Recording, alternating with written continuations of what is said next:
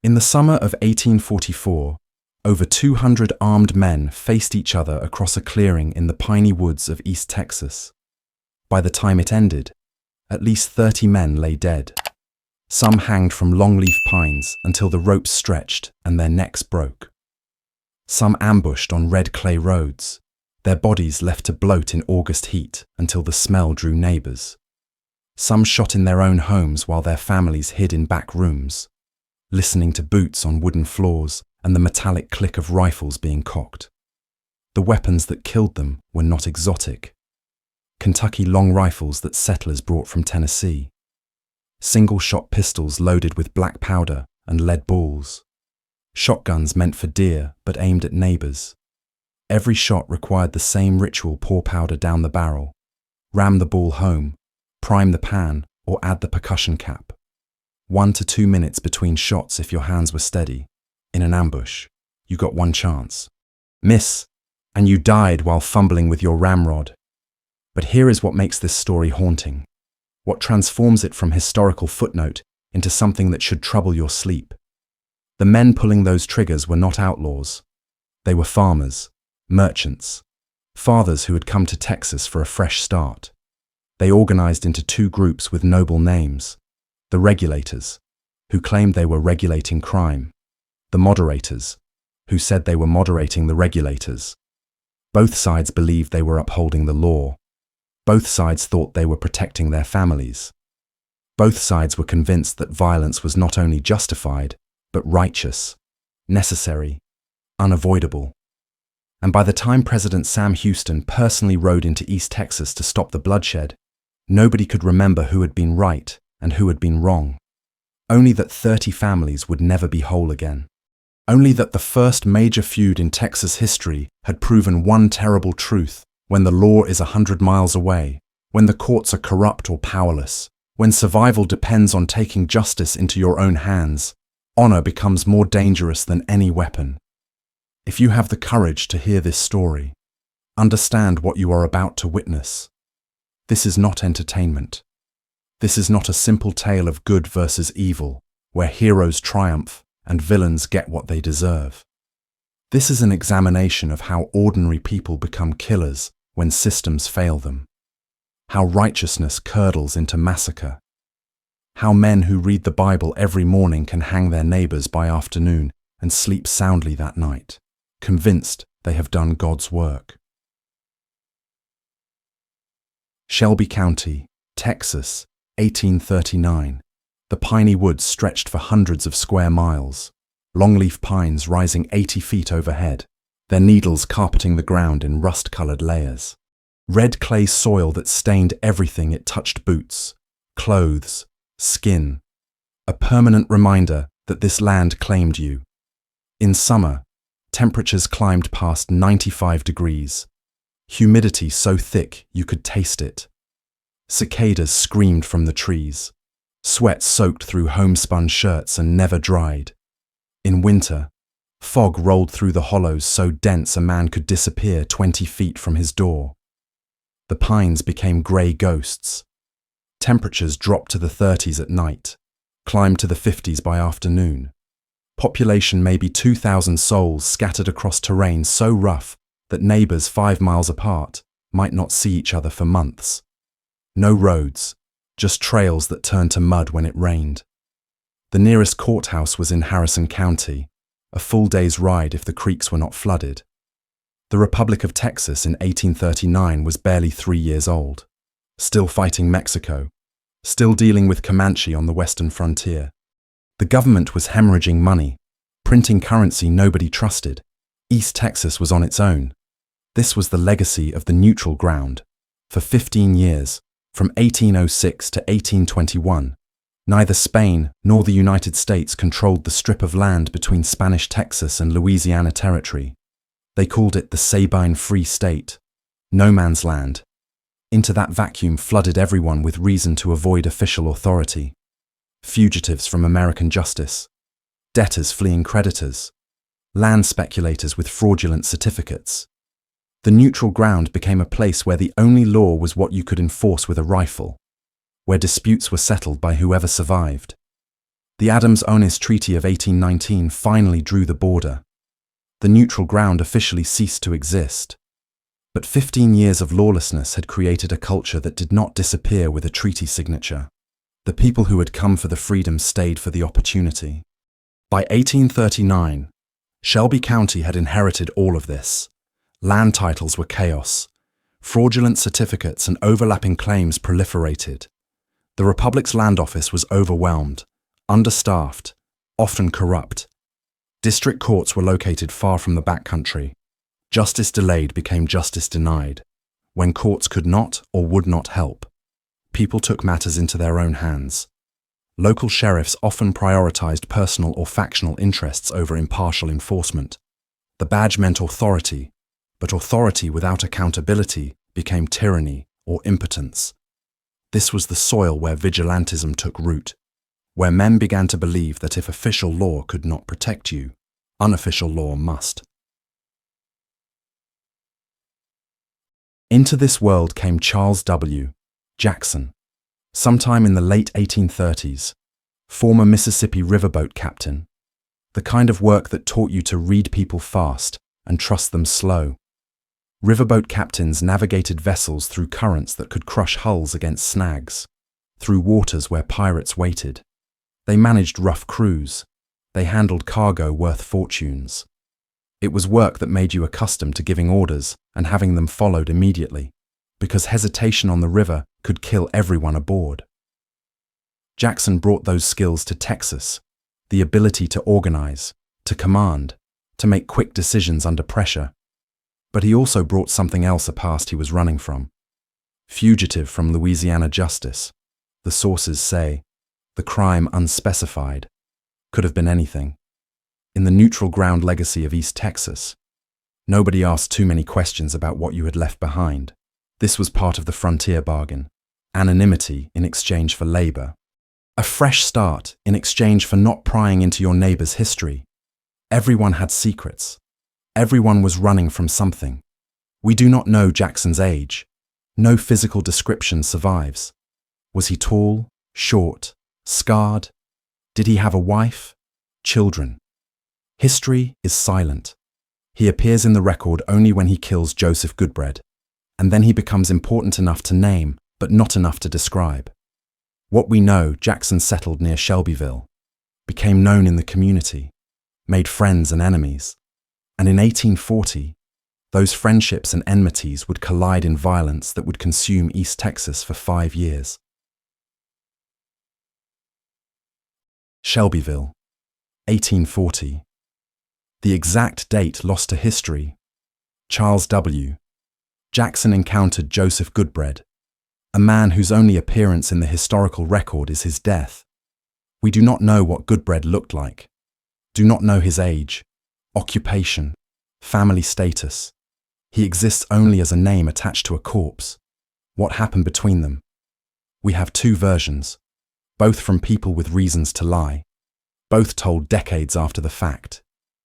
The regulators. Jackson's allies said Goodbread had been threatening to kill Jackson for weeks, said the threats were public, repeated, credible, said Jackson acted in self-defense when they finally met. The moderators. Goodbread's friends told a different story, said Joseph Goodbread and Sheriff Alfred George had a dispute. Sheriff George called on Charles Jackson for assistance, and when Jackson intervened, he shot Goodbread, killed an unarmed man at the sheriff's behest. Both versions make a kind of sense. Both have the ring of truth and the stink of self-justification. We will never know which is closer to what actually happened because the only detailed account that survived was written 40 years later by John W. Middleton, a regulator partisan who admitted he was writing to correct errors to defend his side. But here is what we know for certain. Joseph Goodbread died in Shelbyville in 1840. Charles W.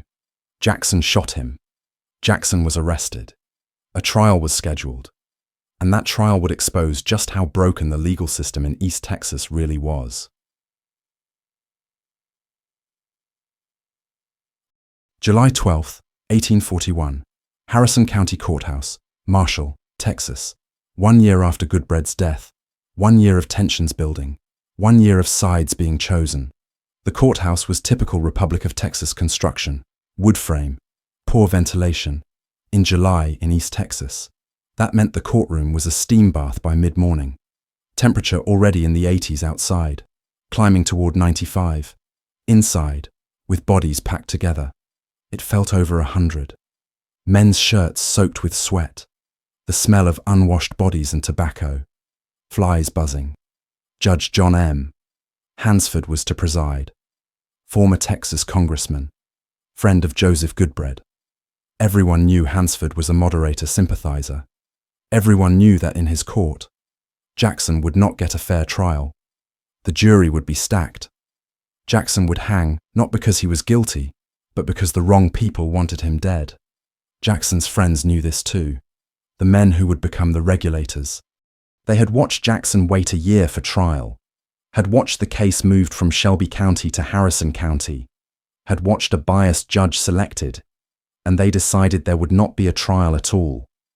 The regulators filled the courtroom that July morning, dozens of them, armed, Kentucky long rifles leaning against benches, pistols visible on hips, Bowie knives in sheaths.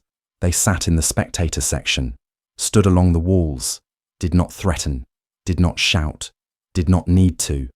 The message was clear. Try to convict Charles Jackson, and you will start a war. Try to sentence him, and we will stop you.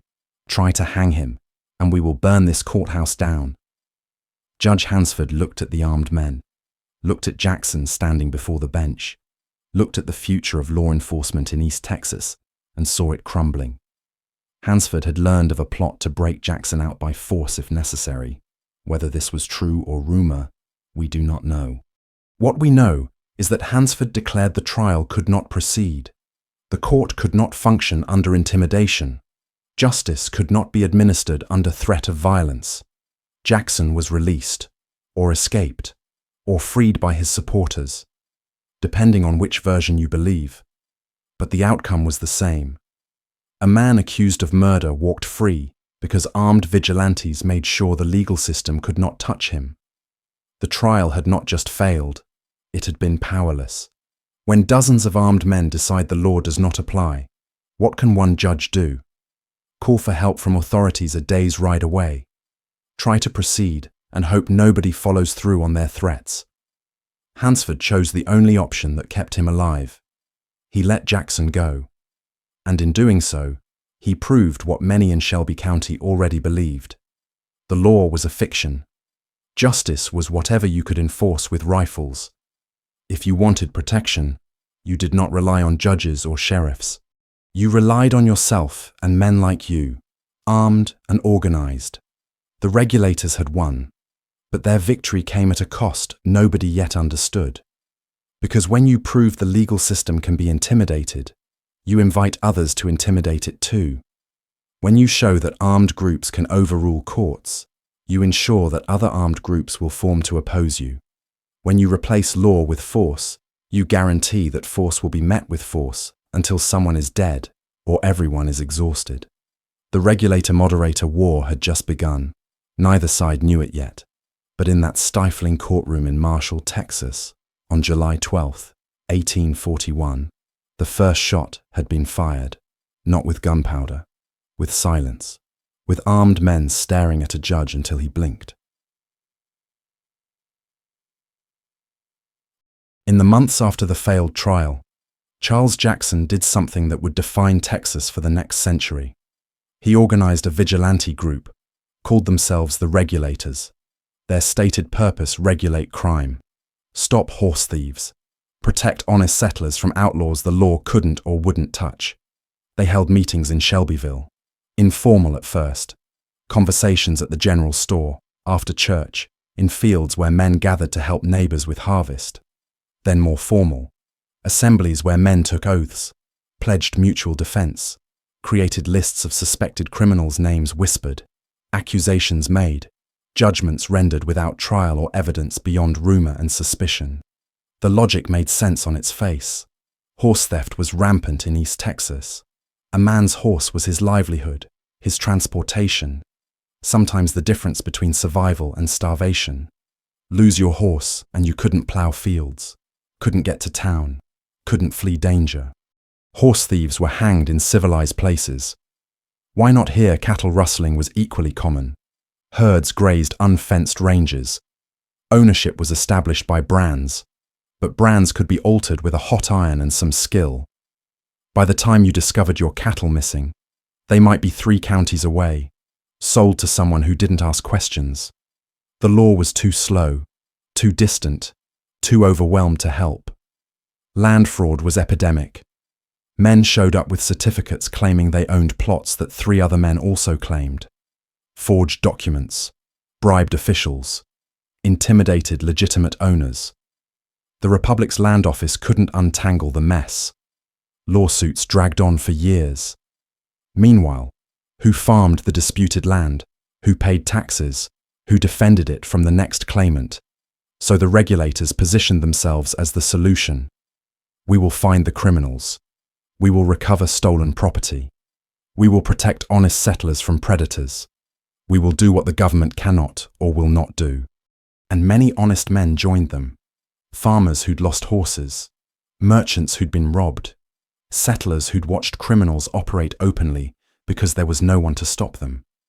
Men who believed in law and order but saw no law and no order, only chaos and the strong preying on the weak. But here is the problem with vigilante justice, the trap that springs shut every single time. Who decides who is a criminal? Who determines what evidence is sufficient? Who ensures the accused has a chance to defend himself? And what happens when the regulators decide that anyone who opposes them must be a criminal, must be protecting criminals, must deserve the same punishment they mete out to thieves and rustlers? The regulators became what they claimed to oppose. They became a faction, a private army, men with guns and the willingness to use them, enforcing their version of justice, answering to no authority but their own judgment. And when you create that kind of power without accountability, you guarantee it will be abused.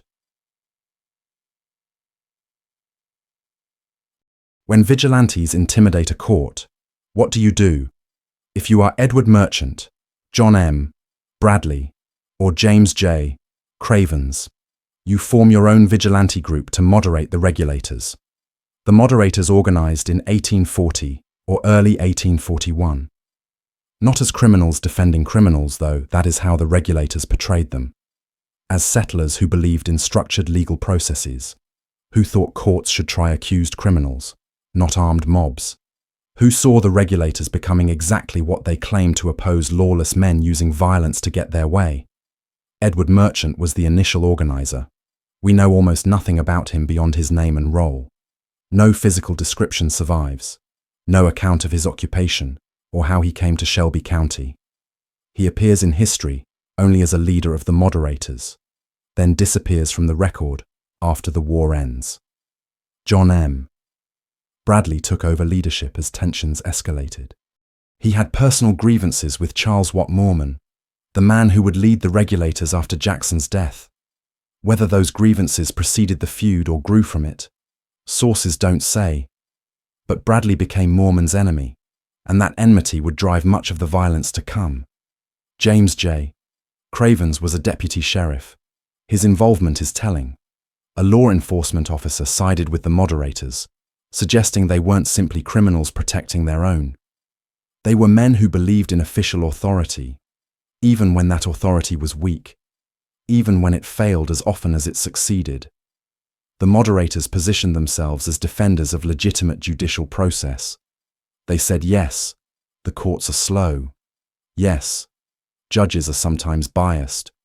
Yes, the system is imperfect. But vigilante justice is worse. Mob rule is worse. Private armies deciding guilt and punishment is worse. If we abandon the legal system entirely, we abandon any hope of civilization. We become animals fighting over territory until the strongest survives and everyone else submits or dies. Both sides believed they were the good guys. Both sides believed they were protecting their communities. Both sides were convinced that violence was not only justified, but necessary, righteous. The only option left when the other side refused to see reason. Both sides were right about some things. Both sides were catastrophically wrong about others. And once you have two armed groups, each convinced the other is criminal, each unwilling to compromise, each certain of their own righteousness, violence becomes inevitable. Somewhere in 1841, history does not record exactly when Charles Jackson and a traveling companion named Lauer were ambushed on a road in Shelby County. We know almost nothing about Lauer. First name unknown, occupation unknown, family unknown. One source calls him a storekeeper from Shelbyville.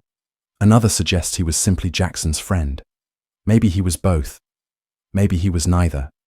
Maybe he was just a man who happened to be riding with Jackson on the wrong day, wrong place, wrong time. History remembers him only for how he died. The ambush was efficient. Moderators waiting in the trees. Jackson and Lauer rode past. Rifles barked. Both men fell from their horses.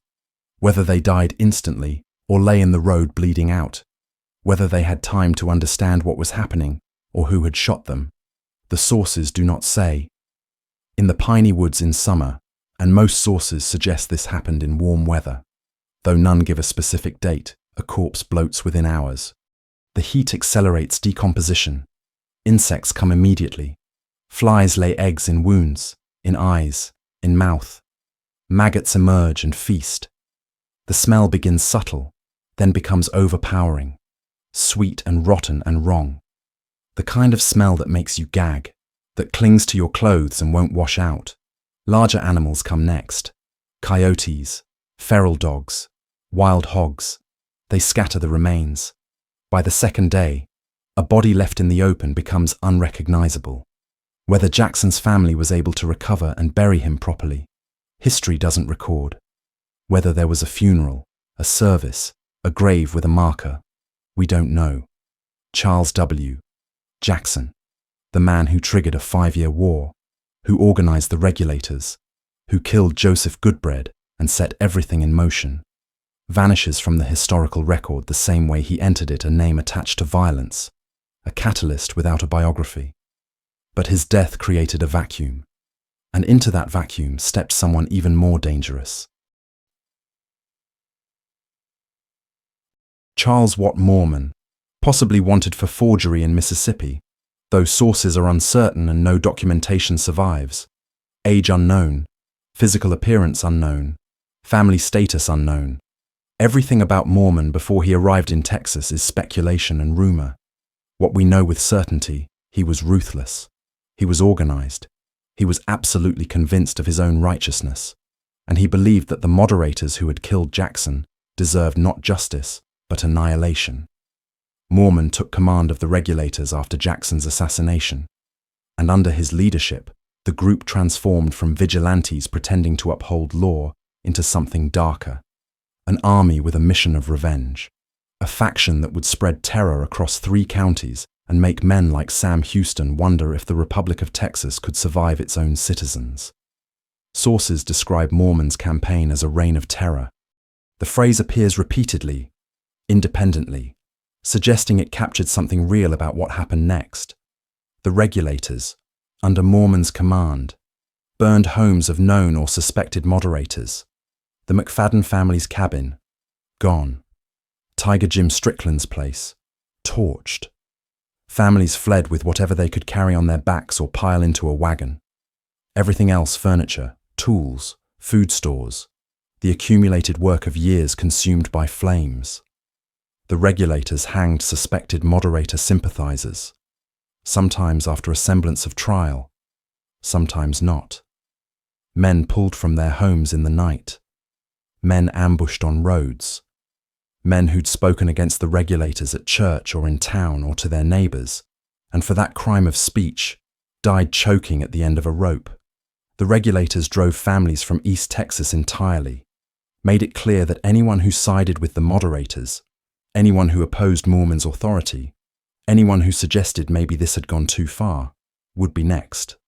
The threat was explicit and followed through often enough to be credible. Leave or die. Choose. Some sources claim Moorman's power grew so great he considered overthrowing the Texas government itself, declaring himself dictator of East Texas. Whether this is true or exaggeration, we cannot know. But the claim appears in multiple accounts, suggesting Mormon's ambitions, or at least how people perceived them, exceeded mere revenge. He wanted dominion, wanted to prove that organized force could replace organized government, that a man with enough loyal followers could rule by strength alone.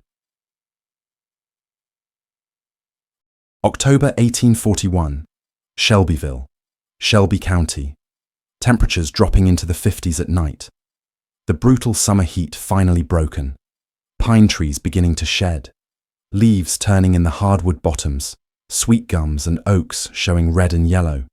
The air smelling like wood smoke from fireplaces being fired up for the first time since spring. That distinctive scent of oak and hickory burning. Different from summer cooking fires. Heavier. Sweeter. The McFadden brothers were accused of ambushing and killing Charles Jackson and Lauer. How many brothers? Sources disagree. Their exact names lost to history except one identified as the youngest. Their ages, occupations, families unknown. What we know, Mormon's regulators captured them, brought them to Shelbyville, held a trial vigilante justice dressed up with the trappings of legality. Accusations made, evidence presented. Whatever evidence meant to men who'd already decided guilt. A verdict reached. Guilty. All guilty. The hangings happened in Shelbyville's town square or near it. Sources are vague on exact location. But in a settlement of maybe 200 people, everything happened within sight or earshot. The ropes, the nooses, the McFaddens standing beneath trees with rough hemp around their necks, the regulators watching. The townspeople watching, or deliberately not watching, shutting themselves inside, trying to pretend they couldn't hear what was happening. One by one, the McFaddens were hanged. How it was done dropped from wagons, hauled up manually. Sources don't specify. But hanging is not quick unless you are lucky, or the executioner is skilled. Drop from sufficient height with the rope positioned correctly, and the neck breaks. Death is close to instant, but from insufficient height, or with the rope wrong, you strangle.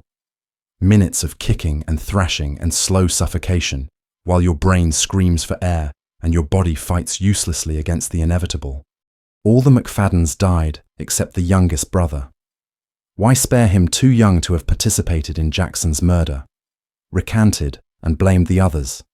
Begged for mercy in a way that moved even Mormon's stone heart. We do not know. History preserves the fact of his survival, but not the reason. The bodies were cut down eventually, buried quickly, whether families claimed them, whether there were services, whether anyone mourned publicly or only in private terror. The record is silent.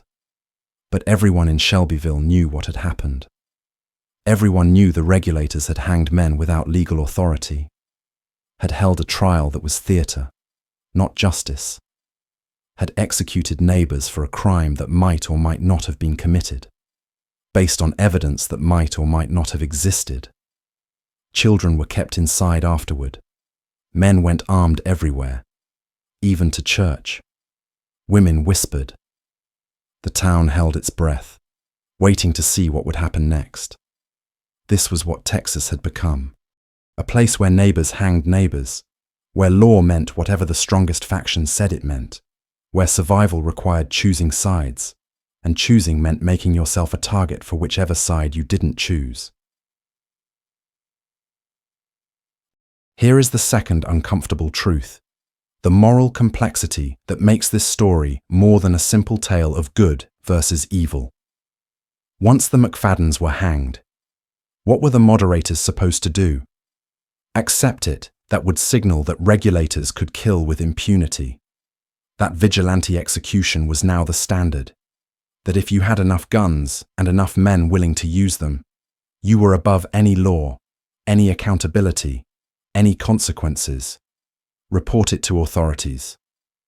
The nearest court was in Marshall, a day's ride away. Judge Hansford, their ally. Their supporter had already proven powerless against armed regulators.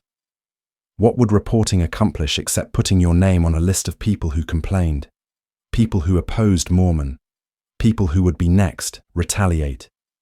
That meant becoming killers themselves, meant abandoning any pretense of moral high ground, meant proving the regulators right when they said the moderators were just criminals defending criminals.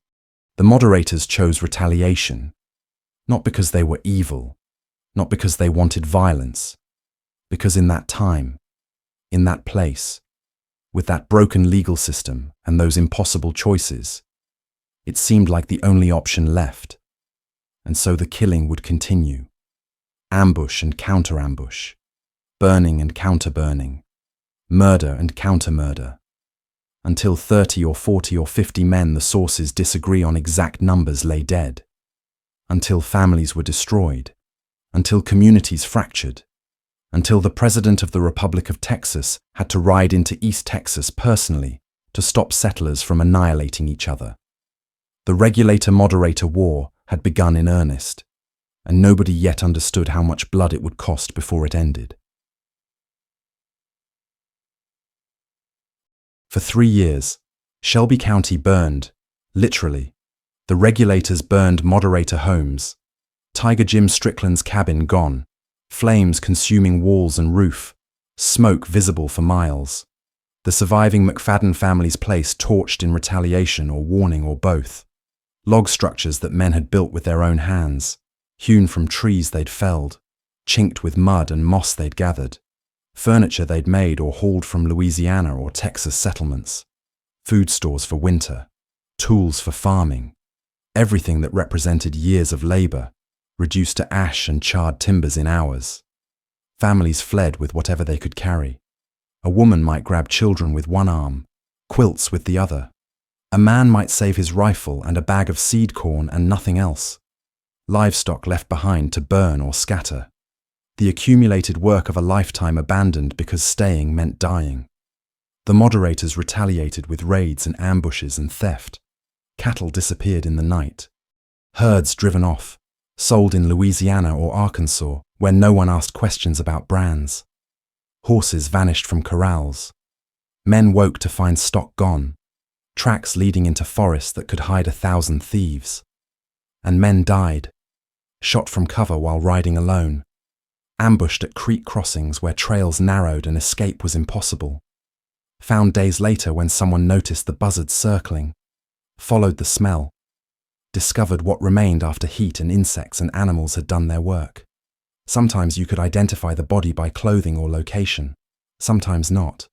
Sometimes you buried what you found and guessed at the name. How many died in those 3 years? We do not know exactly. Cannot know. John W. Middleton's memoir, written 40 years later by a man with clear bias and fading memory, claims specific numbers for specific engagements. Other sources estimate 30 to 40 dead total. Modern historians suggest the number might be higher. Frontier record-keeping was sporadic at best. Families might have hidden deaths to avoid retaliation. Some bodies were never found or never identified. The truth is probably unknowable. But even 30 dead in a county of 2,000 souls means 1.5% of the population killed in violence. Apply that ratio to modern America, and you have nearly 5 million corpses. That is the scale of what happened. That is what 3 years of unrestrained factional warfare does to a community. Imagine living in Shelby County in 1842, midway through the war, the initial righteousness worn off, the clear lines between good and evil blurred until nobody remembers who started what or why it matters. You cannot farm without armed guards. You post men with rifles while others plow fields. You watch the tree line while planting seed. Every shadow might conceal an ambush. Every sound might be someone coming to kill you. The work takes twice as long because half your labor goes to security instead of agriculture. You cannot ride alone, cannot go to town, cannot check on neighbors, cannot travel to the mill or the blacksmith without company, preferably armed company, because alone on a trail through the piney woods, you are easy prey. One rifle crack and you fall from your horse. Your family waits for you to come home. You never do. Your children ask why Mr. Johnson's house burned down, why the Simmons family left in the night, why Papa carries his rifle everywhere now, even to church. And you cannot explain it in a way that makes sense, because it does not make sense. You try to talk about justice and protection and doing what is necessary, but you hear yourself speaking and recognize the same justifications the other side uses, the same logic that leads to burning homes and shooting neighbors and creating orphans. You go to church on Sunday and half the congregation is missing. Some fled to Louisiana, some to Arkansas, some just deeper into the woods, to isolated cabins where maybe they will be overlooked. Maybe they will survive by becoming invisible. The pews that used to be full now echo empty. The hymns sound thin without enough voices. The preacher talks about forgiveness and loving your enemies, and you see men in the congregation touching their pistols, checking that their rifles are within reach. George W. Terrell, sent by President Sam Houston to investigate the chaos, wrote back with 5 words that captured everything. It really appears to me as if society were about to dissolve itself into its original elements. That is not poetic language. That is not exaggeration for dramatic effect. That is a government official, a man who had seen war and violence and frontier hardship, reporting that civilization itself was collapsing in East Texas, that the bonds holding communities together, law, shared values, mutual trust had been severed, that people were reverting to pure survival instinct, that the Republic of Texas was watching one of its counties tear itself apart and had no idea how to stop it. 1842. The exact date lost to history like so much else from that era. But the battle happened. That much every source agrees on. Open warfare, not an ambush, not an assassination, not a raid on an isolated cabin. Actual battle. 2 organized forces meeting intentionally with the goal of destroying each other. The numbers are disputed. John W. Middleton, our problematic primary source, claims the moderators numbered nearly 200, while the regulators fielded perhaps 65 men. Modern historian C.L. Sonicson disputes this, suggesting both sides had similar numbers, perhaps 65 each. Middleton had reasons to inflate enemy numbers, makes the regulators look more heroic, more outnumbered, more justified in their violence. We will never know the truth. What we know, it was a significant engagement. It lasted all day. Men died. According to Middleton, the moderators planned to ride into Shelbyville and kill regulator leaders, end the war by decapitating the leadership.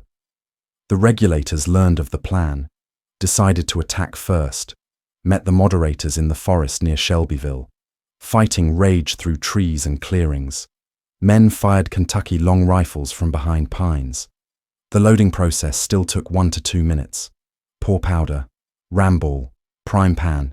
If you fumbled, if your hands shook with fear or exhaustion, you took longer. And while you were reloading, someone else was aiming at you. Black powder produces thick white smoke. After the first volley, the forest would have filled with it. Vision reduced to a few yards. You fired at shapes moving through smoke, at sounds, at where you thought the enemy was. Sometimes you guessed right. Sometimes you killed men on your own side because you could not see clearly enough to distinguish friend from enemy. The smell of sulfur from the powder, the crack of rifles echoing through the piney woods, men shouting orders that got lost in the noise, men screaming when bullets found them, others taking their positions as they fell. According to Middleton, 16 moderators died, 25 were wounded. The regulators suffered casualties too, though he does not specify how many. Perhaps because admitting to regulator deaths diminished the heroic narrative he was constructing. By evening, the moderators withdrew. Whether they retreated in defeat or disengaged by choice, sources disagree. Both sides claimed victory. Both sides counted their dead and told themselves the sacrifice had meaning. But here is what we must remember. Every detail of this battle comes from Middleton's memoir, written in 1883 when he was 75 years old, 40 years after the events, written explicitly to correct errors meaning to defend the regulators and portray the moderators as aggressors. We have no moderator account, no neutral observer, no official report from Republic of Texas authorities. Middleton might be accurate. He might be honest, or he might be an old man rewriting history to make himself and his friends look like heroes instead of killers. We cannot know. All we can do is acknowledge the source's limitations and tell the story with appropriate skepticism. What seems certain, a battle happened. Men fought. Men died.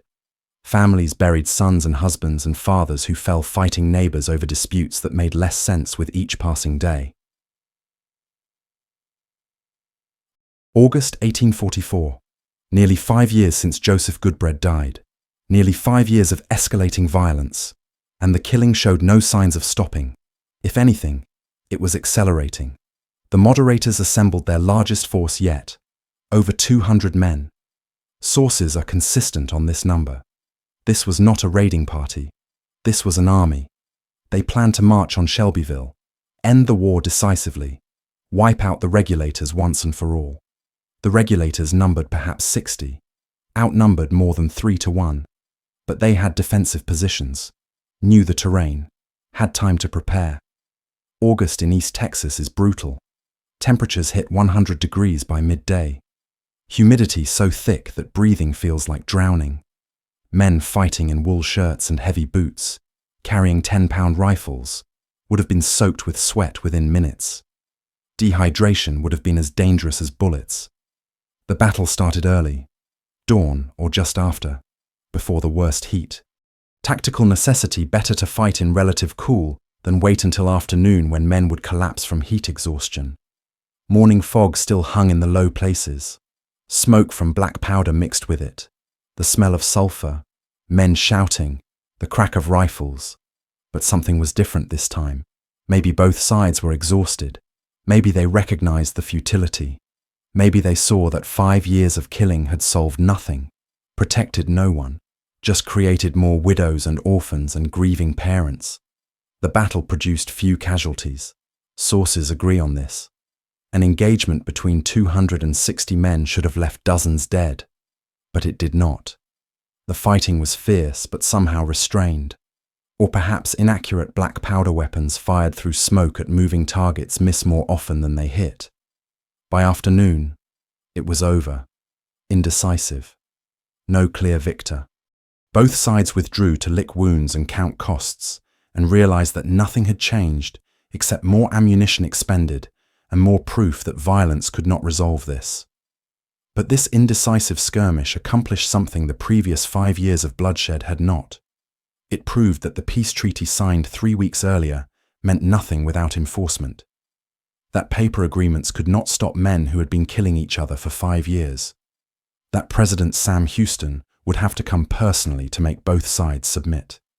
The Battle of Church Hill was not the bloodiest, was not the most significant militarily, but it was loud, it was massive, and it happened after both sides had already signed a peace treaty promising to disband. And it brought Sam Houston riding into East Texas with an army at his back and the authority to enforce the treaty both factions had already violated.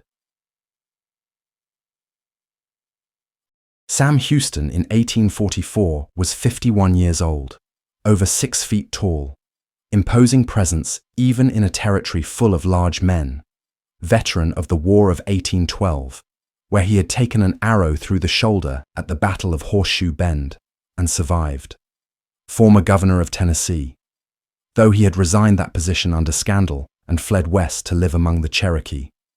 Hero of San Jacinto, where in April of 1836 he had defeated Santa Anna's Mexican army in 18 minutes of brutal close-quarters fighting and secured Texas independence.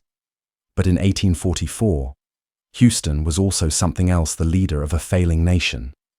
The Republic of Texas had been independent for 8 years. 8 years of barely holding together. Mexico still claimed Texas, refused to recognize independence, launched raids whenever it could afford them. The United States was dragging its feet on annexation. Some Americans wanted Texas for its land and resources. Others opposed adding another slave state. The debate dragged on while Texas waited, increasingly desperate. Comanche raids devastated western settlements. Mounted warriors who could shoot arrows from horseback at full gallop, who struck without warning and vanished into the plains before militia could respond. Entire families killed, children taken captive, livestock stolen. The western frontier was a war zone that required constant military presence the Republic could barely afford. The Republic was broke, printing paper money nobody trusted, unable to pay soldiers or government officials regularly. Tax collection was sporadic at best. Every year brought new financial crises, new debates about whether the government could continue functioning. And politically, Texas was divided between those who wanted annexation by the United States and those who feared it, between those who wanted to expand westward and those who thought consolidation was wiser. Between competing visions of what Texas should become, Houston had spent 8 years navigating these crises, working toward one goal: annexation by the United States. Get Texas into the Union, get protection from Mexico, get access to American markets and military support, get stability and a future instead of this constant precarious independence that felt less like freedom and more like slow-motion collapse. But annexation required showing that Texas was civilized, governable, that white settlers could establish law and order, that this was a place the United States would want to add as a state rather than a problem they would inherit. And now East Texas was proving the opposite: settlers killing each other, vigilante armies operating openly, society dissolving into factional warfare. George W. Terrell's investigation had confirmed Houston's worst fears: Shelby County was approaching anarchy. The regulator-moderator war threatened to spread to neighboring counties. And the world was watching. Houston had tried diplomacy, had sent investigators, had hoped the factions would exhaust themselves or see reason or be stopped by local authorities. None of that had worked. Now, in August of 1844, after the Battle of Church Hill demonstrated that the violence was not diminishing but escalating, Houston had one option left: force. On August 14th, 1844, Sam Houston ordered militia into East Texas. The numbers vary by source. Some say 500 men, some say 600. Middleton's memoir claims as many as 1,500. The exact figure is probably unknowable, but the intent was clear: send enough men to intimidate both factions into submission. Houston put the militia under the command of Travis G. Brooks and Alexander Horton. Their mission: make peace between the regulators and moderators, by negotiation if possible, by force if necessary, arrest leaders who refuse to cooperate, make clear that the Republic of Texas would no longer tolerate private armies operating outside government authority. Brooks and Horton marched into East Texas, and immediately the mission went wrong. Brooks was arrested. Sources disagree on which faction grabbed him. Some suggest the regulators, some the moderators. But one side or the other decided that a militia commander was a threat or an opportunity or both. They detained him, held him, then released him, perhaps recognizing that holding a government official was a step too far even in the chaos of East Texas. But the message was clear. The feuding parties were not intimidated by 500 or 600 or even 1,500 militia. They had been fighting each other for 5 years. They were armed, organized, experienced in violence. They believed in their causes with the certainty of zealots, and they were not going to stop just because Houston sent soldiers. Houston received reports of Brooks's arrest, received reports that the militia was not accomplishing its mission, realized that sending subordinates would not work, that this required his personal intervention, that if he wanted this war ended, he would have to end it himself. And so Sam Houston, President of the Republic of Texas, did something presidents rarely do. He rode into the war zone personally. Late August 1844, Houston arrived in East Texas and established headquarters in San Augustine, not in Shelbyville, where the violence had started and where regulators might kill him, not in Marshall, where Judge Hansford was known as a moderator sympathizer and regulators might refuse to negotiate, San Agustin was neutral ground, far enough from Shelby County to be relatively safe, central enough to be accessible to both factions. Houston sent word to both sides. Come talk. Bring your leaders. Hear what I have to say. He met with them separately at first. Sources suggest. Heard the regulators' grievances. How the legal system had failed them. How Judge Hansford had been biased. How criminals operated openly and the sheriffs did nothing.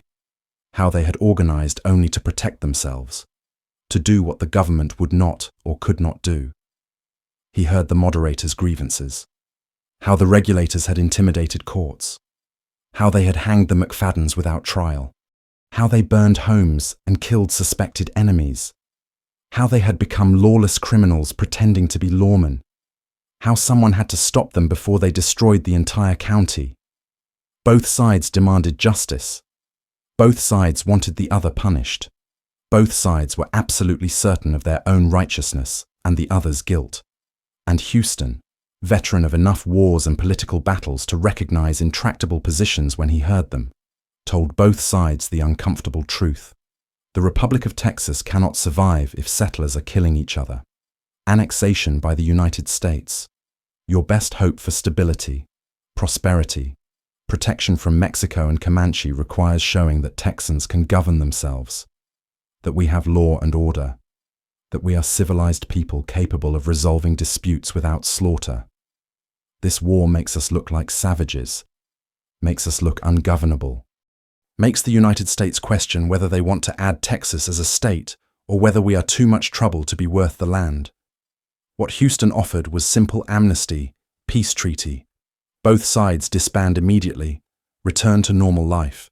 No prosecutions for past violence, no revenge, no more killing, just peace and the promise that the Republic would strengthen law enforcement in East Texas so that vigilante justice was no longer necessary.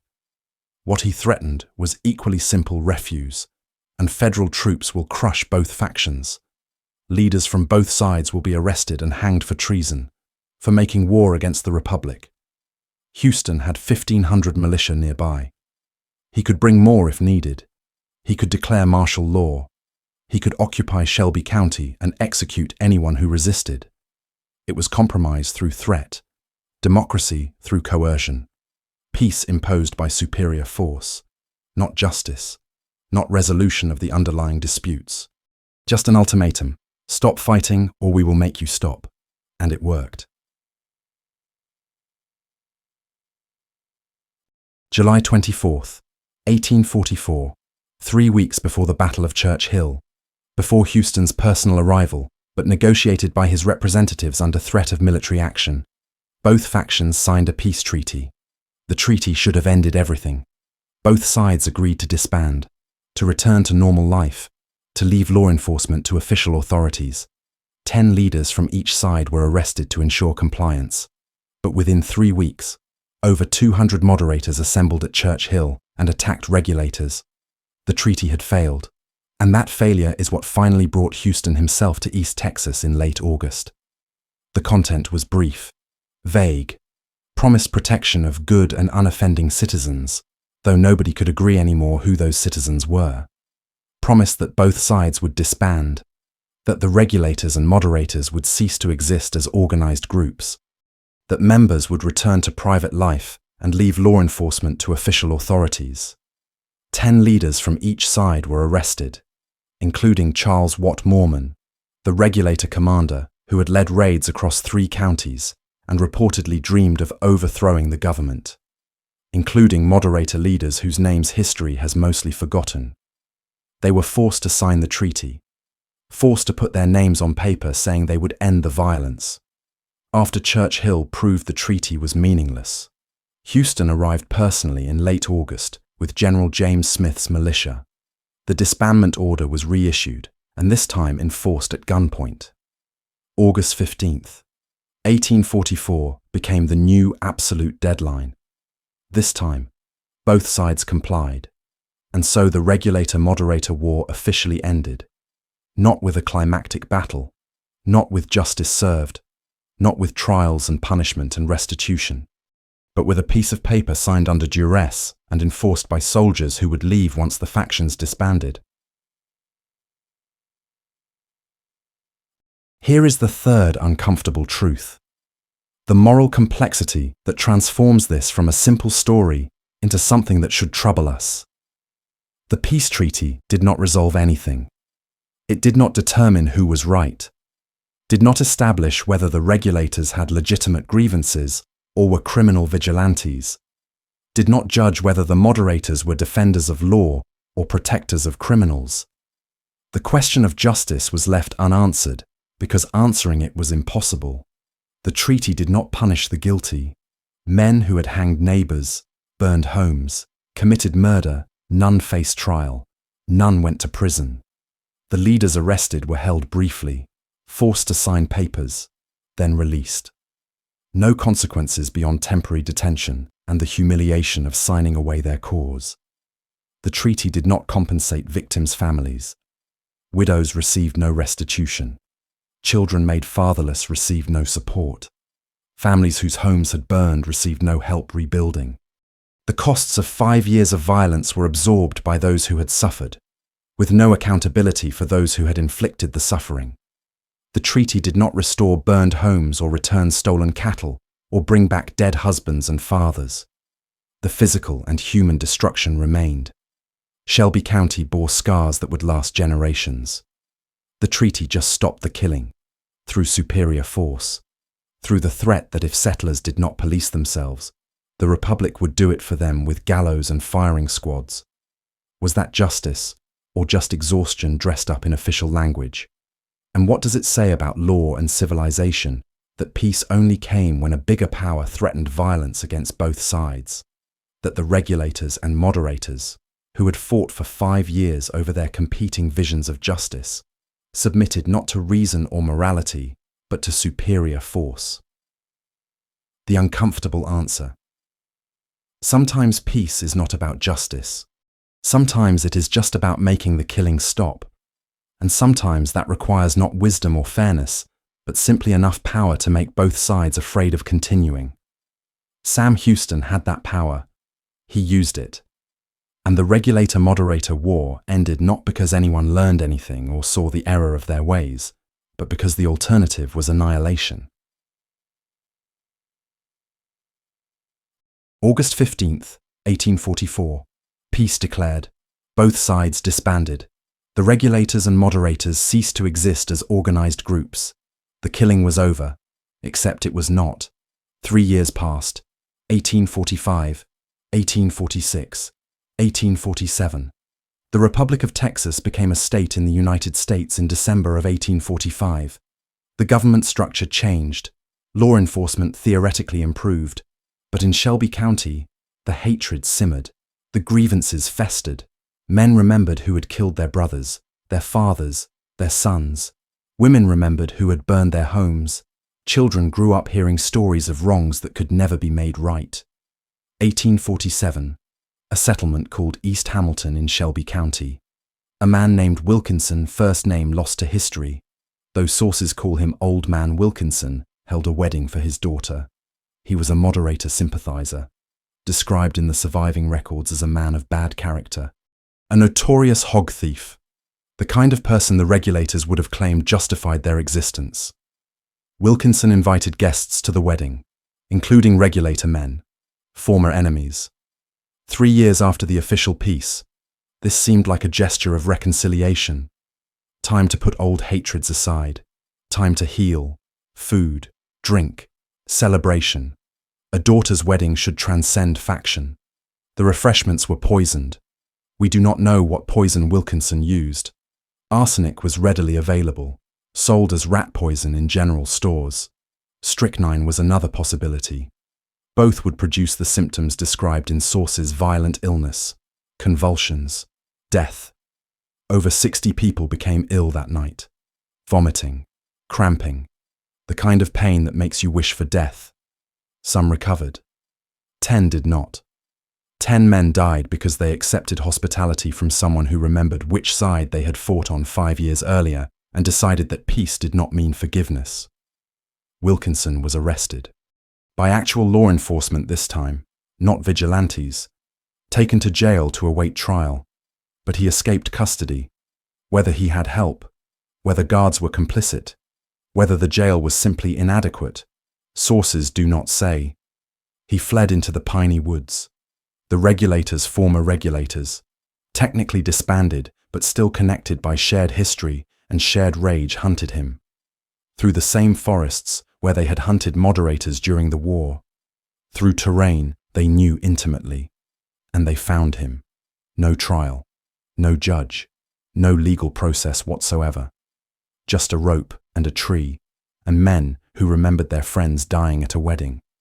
Wilkinson was hanged, left suspended until someone cut him down and buried him in an unmarked grave that no one visits because no one mourns.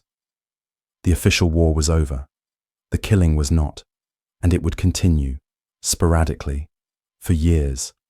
Not organized violence, not battles, just individual acts of revenge, ambushes, mysterious deaths, the kind of violence that becomes part of the landscape, expected, almost normal. Judge John M. Hansford, former Texas congressman, the man who had presided over Charles Jackson's trial in 1841, the judge who had fled the courtroom when regulators showed up armed and made clear they would not allow Jackson to be convicted. Hansford had tried to uphold law when law was impossible to uphold, had tried to maintain judicial process when armed factions were willing to destroy anyone who opposed them, had failed, but through no fault of his own. You cannot enforce law from a courtroom when the men with guns decide law does not apply. In the years after the peace treaty, sources are vague on the exact date a mob of regulators appeared at Hansford's house. They demanded slaves he was protecting. The historical record does not explain why Hansford was sheltering these slaves or from whom he was protecting them. Perhaps they were runaways. Perhaps they were free black people threatened by slave catchers. Perhaps there was some legal dispute about ownership. We do not know. What we know, Hansford refused to surrender them. The regulators killed him. On his own front porch, shot him down in front of his home, in front of his family if they were present. The judge who had tried to stop vigilante violence became a victim of it. No one was prosecuted. No one was even arrested. The killing of a former congressman and sitting judge produced no legal consequences whatsoever, because in Shelby County in 1844 or 1845, the men with guns still decided what happened. The peace treaty had not changed that fundamental reality. In 1876, 30 years later, the state of Texas created Hansford County in the Panhandle, named for John M. Hansford. Recognition, finally, that he had tried to do his duty, that he had attempted to maintain law in a place where law had ceased to function, that his murder was a tragedy, not justice. But Hansford County in the Panhandle is a long way from Shelby County in East Texas, and naming a county 3 decades later does not bring a man back to life or restore what was taken from his family. Charles Watt Mormon, the regulator leader who had replaced Jackson, who had led raids that burned homes and hanged enemies, who had spread terror across 3 counties, who had reportedly dreamed of overthrowing the Texas government and declaring himself dictator of East Texas. Mormon was arrested in August 1844 when Sam Houston's militia enforced the peace treaty. He was detained, forced to sign papers dissolving the regulators, then released, like all the other leaders, because Houston's goal was ending the violence, not punishing those who had committed it. Mormon went home, lived quietly for 6 years, or quietly by his standards. We do not know what he did in those years, whether he farmed or operated a business, or simply existed in a county that remembered him as either hero or villain, depending on which faction you asked. In 1850, Mormon traveled to Louisiana. Why he went, sources do not say. Business visiting family. Running from something we do not know. What we know, he was shot to death. In Louisiana. 6 years after the peace treaty. The sources do not tell us who killed him. Do not tell us why. Was it an old grudge from the regulator-moderator war? A moderator who had waited 6 years for the right opportunity? Or was it something new? A dispute unrelated to Shelby County? A robbery gone wrong? We will never know. All we know is that the man who had led one of the bloodiest vigilante campaigns in Texas history died violently in another state, probably at the hands of someone who remembered what he had done. Violence has a long memory. 1846. 2 years after the peace treaty ended the regulator-moderator war, the United States declared war on Mexico over disputed territory in Texas. President James K. Polk wanted California and the Southwest. Mexico refused to sell. Polk used a border skirmish as justification for war. Texas, now a state, sent volunteers, including men from Shelby County. Former regulators and former moderators joined Captain L. H. Mabbitt's company, fought side by side under General Zachary Taylor, marched together through northern Mexico, camped together, ate together, killed together. Men who had tried to murder each other in Shelby County now fought a common enemy. The story is often told as reconciliation, old hatreds set aside, enemies becoming brothers through shared purpose and shared danger, war bringing people together. But ask yourself, did they forgive? Did James J. Cravens, the moderator deputy sheriff, forgive the regulators who had intimidated his courts and hanged his allies? Did the regulators forgive the moderators who had ambushed Charles Jackson? Or did they just find someone else to kill? Did the Mexican War resolve their hatred or simply redirect it toward targets both sides could agree on? The uncomfortable answer is probably the latter. Violence does not heal violence. It just finds new outlets. And men accustomed to killing do not suddenly become peaceful because the victims change nationality. The regulator-moderator war was Texas's first major feud, but it was not the last. The pattern repeated across the state for the next 60 years. The early Hasley feud in Bell County, 1865 to 1869, Reconstruction tensions, former Confederates versus Union sympathizers, several dead before it burned out. The Lee-Peacock feud in Northeast Texas, 1867 to 1871, another Reconstruction conflict. Bob Lee versus Lewis Peacock, factional violence that killed dozens. The Sutton-Taylor feud in DeWitt County, the longest, the bloodiest, beginning in 1868 and causing litigation until 1899, though most of the killing was over by 1876, involving the legendary gunfighter John Wesley Hardin, leaving dozens dead and communities shattered.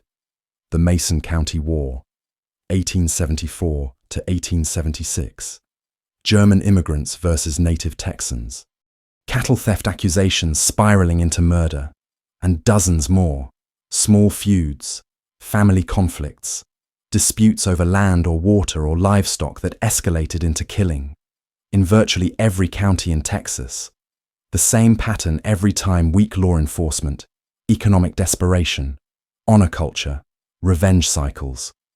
The Shelby County War established the template, showed that when official law fails, people create their own law, and when two groups create conflicting laws, violence becomes inevitable. This story has no heroes. Charles Jackson wanted to stop crime and became the leader of vigilantes who committed crimes. The moderators wanted to restore legitimate law and committed assassinations. Sam Houston wanted peace and achieved it only through threatened violence. Both things can be true simultaneously. The Republic of Texas failed East Texas. The legal system was inadequate, distant, sometimes corrupt. But vigilante justice made everything worse. The regulators and moderators killed more people than the criminals they claimed to oppose. Economic desperation drove people to extremes. But desperation does not justify poisoning 60 wedding guests, does not justify hanging men without trial, does not excuse burning homes and creating widows and orphans. Honor culture valued community, loyalty, courage. But honor culture also meant violence was the default answer to insult. That perceived disrespect required blood payment, that backing down meant weakness. So ask yourself, what do you do when the law cannot protect you? How far is too far in defending what is yours? When does justice become revenge? Where do we draw the line between protecting our community and destroying it? These are not abstract questions. They echo through American history, through every instance of vigilantism, every claim that official law is inadequate, so unofficial law is necessary, every justification for violence in the name of protection, or justice, or righteousness. Shelbyville, Texas, today, population 200, roughly the same as 1841 when the war began. Highway 87 runs through it. You can drive past in 30 seconds and never know that here, a man shot another man over a dispute we will never fully understand. That shooting led to vigilante groups. The vigilante groups led to war. The war led to 40 dead men and a republic so embarrassed that its president had to intervene personally to stop the bloodshed. The piney woods still stand, longleaf pines rising 80 feet, their needles still carpeting the ground in rust-colored layers. The fog still rolls through on October mornings, dense enough to hide a man 20 feet away. The red clay still stains everything it touches, and somewhere beneath those pines lie men who believed they were protecting their families, who believed they were upholding justice, who believed they were doing right. They were wrong. But understanding why they believed it, understanding how ordinary people become killers when systems fail, that is the lesson we cannot afford to forget. The monsters we fear are not always born that way. Sometimes they are made. One failed system, one stolen horse, one desperate decision at a time.